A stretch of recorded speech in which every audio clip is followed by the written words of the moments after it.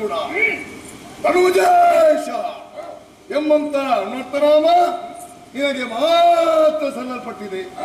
ನಿನ್ನಂತ ವ್ಯಕ್ತಿ ಹಿಂದೆ ಹುಟ್ಟಿಲ್ಲ, ಮುಂದೆ ಹುಟ್ಟುವುದಕ್ಕೂ ಸಾಧ್ಯವಿಲ್ಲ.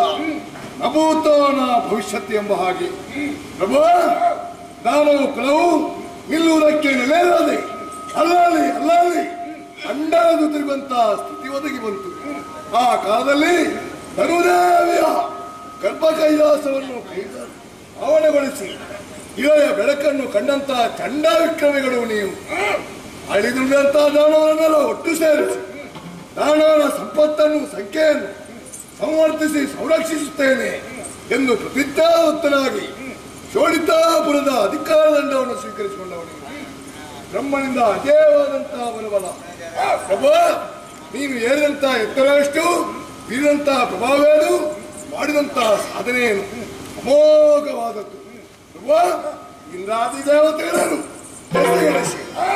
ಮೂರು ಲೋಕದಲ್ಲೂ ವಿಜಯದ ಪದಕಿಯನ್ನು ಹಾರಿಸಿದಂತಹ ಮಹಾಪ್ರಭು. ಪ್ರಭು ನಿಮ್ಮ ಸಾಧನೆಯ ಹಾದಿಯಲ್ಲಿ